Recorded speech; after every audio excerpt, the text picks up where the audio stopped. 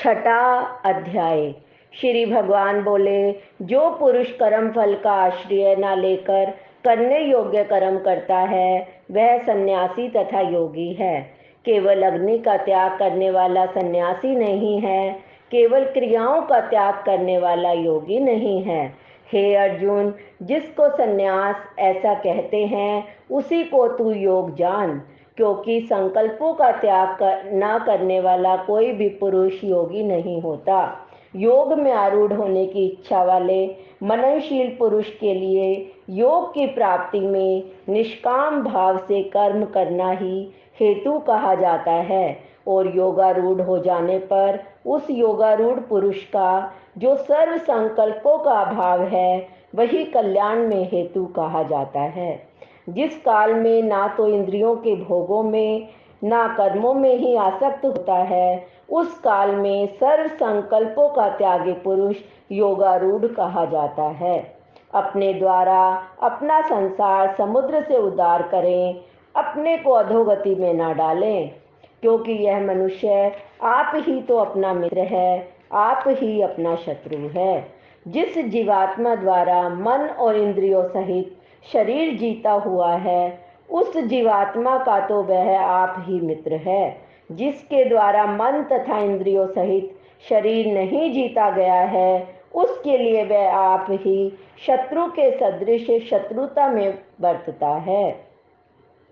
सर्दी गर्मी सुख दुख आदि में, मान और अपमान में जिसका अंतःकरण की वृत्तियां भली भांति शांत है, ऐसे स्वाधीन आत्मा वाले पुरुष के ज्ञान में सच्चिदानंद घन परमात्मा सम्यक प्रकार से स्थित हैं। उसके ज्ञान में परमात्मा के सिवाय अन्य कुछ है ही नहीं। जिसका अंतःकरण ज्ञान विज्ञान से तृप्त है, जिसकी स्थिति विकार रहित है, जिसकी इंद्रियां भली भांति जीती हुई हैं, जिसके लिए मिट्टी पत्थर और सोना समान है, वह योगी है। सुहृद मित्र वैरी उदासीन मध्यस्थ द्वेष्य और बंधुगणों में, धर्मात्माओं में और पापियों में भी सम्मान भाव रखने वाला अत्यंत श्रेष्ठ है। मन और इंद्रियों सहित शरीर को वश में रखने वाला आशा रहित संग्रह रहित योगी अकेला ही एकांत स्थान में स्थित होकर आत्मा को निरंतर परमात्मा में लगाता रहता है। शुद्ध भूमि में जिसके ऊपर क्रमशः कुशा मृगछाला और वस्त्र बिछे हैं, जो ना बहुत ऊंचा है ना बहुत नीचा, ऐसे अपने आसन को स्थिर स्थापन करके उस आसन पर बैठकर चित्त और इंद्रियों की क्रियाओं को वश में रखते हुए मन को एकाग्र करके अंतःकरण की शुद्धि के लिए योग का अभ्यास करें। काया सिर और गले को समान एवं अचल धारण करके और स्थिर होकर अपनी नासिका के अग्रभाग पर दृष्टि जमाकर अन्य दिशाओं को ना देखता हुआ ब्रह्मचारी के व्रत में स्थित बेहरहित भली भांति शांत अंतःकरण वाला सावधान योगी मन को रोककर मुझ में चित वाला और मेरे प्रायण होकर स्थित होवे।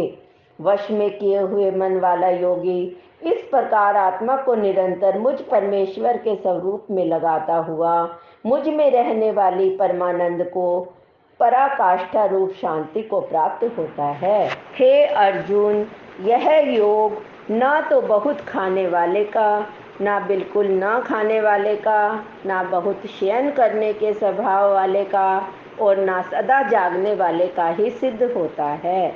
दुखों का नाश करने वाला योग तो यथा योग्य आहार विहार करने वाले का, कर्मों में यथा योग्य चेष्टा करने वाले का और यथा योग्य सोने तथा जागने वाले का ही सिद्ध होता है।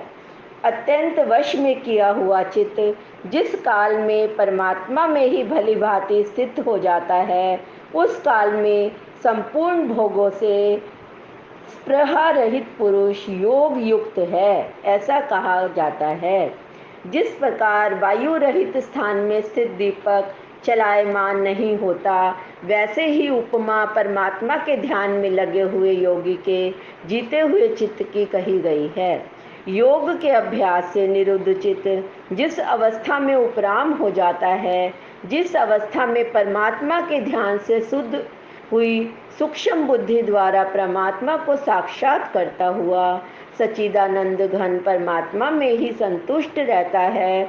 इंद्रियों से अतीत केवल शुद्ध हुई सूक्ष्म बुद्धि द्वारा ग्रहण करने योग्य जो अनंत आनंद है, जिसको जिस अवस्था में अनुभव करता है और जिस अवस्था में वह स्थित है, यह योगी परमात्मा के स्वरूप से विचलित होता ही नहीं। परमात्मा की प्राप्ति रूप जिस लाभ को प्राप्त होकर उससे अधिक दूसरा कुछ भी लाभ नहीं मानता और परमात्मा प्राप्ति रूप जिस अवस्था में स्थित योगी बड़े भारी दुख से भी चलायमान नहीं होता, जो दुख रूप संसार के संयोग से रहित है, जिसका नाम योग है, उसको जानना चाहिए। वह योग ना उकताए हुए धैर्य और उत्साहयुक्त चित्त से निश्चय पूर्वक करना कर्तव्य है। संकल्प से उत्पन्न होने वाली संपूर्ण कामनाओं को निशेष रूप से त्याग कर और मन के द्वारा इंद्रियों के समुदाय को भी सभी ओर से भली भांति रोककर क्रम से अभ्यास करता हुआ उपरति को प्राप्त हो धैर्य युक्त बुद्धि के द्वारा मन को परमात्मा में स्थित करके परमात्मा के सिवा और कुछ भी चिंतन न करे। यह स्थिर न रहने वाला और चंचल मन जिस जिस शब्द आदि विषय के निमित्त संसार में विचरता है, उस विषय से रोक कर यानी हटाकर इसे बार बार परमात्मा में ही निरुद्ध करे। क्योंकि जिसका मन भली प्रकार शांत है, जो पाप से रहित है, जिसका रजोगुण शांत हो गया है, ऐसे ही सच्चिदानंद घन ब्रह्म के साथ एक ही भाव हुए योगी को उत्तम आनंद का अनुभव होता है। वह पाप रहित योगी इस प्रकार निरंतर आत्मा को परमात्मा में लगाता हुआ सुख पूर्वक पर ब्रह्म परमात्मा की प्राप्ति रूप अनंत आनंद का अनुभव करता है। सर्वव्यापी अनंत चेतन में एक ही भाव से स्थिति रूप योग से युक्त आत्मा वाला तथा सब में समभाव से देखने वाला योगी आत्मा को संपूर्ण भूतों में स्थित और संपूर्ण भूतों को आत्मा में कल्पित देखता है। जो पुरुष संपूर्ण भूतों में सबके आत्म रूप मुझ वासुदेव को ही व्यापक देखता है, संपूर्ण भूतों को मुझ वासुदेव के अंतर्गत देखता है, उसके लिए मैं अदृश्य नहीं होता, वह मेरे लिए अदृश्य नहीं होता। जो पुरुष एक ही भाव में स्थित होकर संपूर्ण भूतों में आत्म रूप से स्थित मुझ सच्चिदानंद घन वासुदेव को भजता है, वह योगी सब प्रकार से बरतता हुआ भी मुझ में ही बरतता है।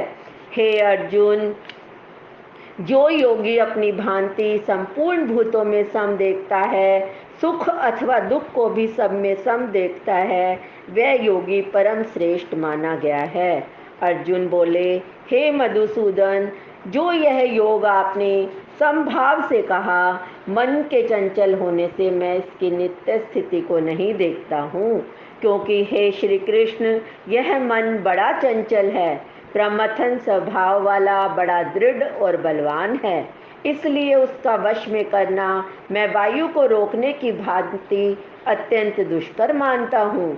श्री भगवान बोले, हे महाभाव, निसंदेह मन चंचल और कठिनता से वश में होने वाला है, परंतु हे कुंती पुत्र अर्जुन, यह अभ्यास और वैराग्य से वश में होता है। जिसका मन वश में किया हुआ नहीं है, ऐसे पुरुष द्वारा दुष्प्राप्य और वश में किए हुए मन वाले प्रयत्नशील पुरुष द्वारा साधन से उसका प्राप्त होना सहज है, यह मेरा मत है। अर्जुन बोले, हे श्री कृष्ण, जो योग में श्रद्धा रखने वाला है किंतु संयमी नहीं है, इस कारण जिसका मन अनंत काल में योग से विचलित हो गया है, ऐसा साधक योग की सिद्धि को भगवत साक्षात्कार को न प्राप्त होकर किस गति को प्राप्त होता है। हे महाभाव, क्या वह भगवत प्राप्ति के मार्ग में मोहित और आश्रय रहित पुरुष छिन्न भिन्न बादल की भांति दोनों ओर से भ्रष्ट होकर नष्ट तो नहीं हो जाता। हे श्री कृष्ण, मेरे इस संशय को संपूर्ण रूप से छेदन करने के लिए आप ही योग्य हैं। क्योंकि आपके सिवाय दूसरा इस संशय का छेदन करने वाला मिलना संभव नहीं है। श्री भगवान बोले, हे पार्थ, उस पुरुष का ना तो इस लोक में नाश होता है ना परलोक में ही, क्योंकि हे प्यारे, आत्मोद्धार के लिए, भगवत प्राप्ति के लिए कर्म करने वाला कोई भी मनुष्य दुर्गति को प्राप्त नहीं होता।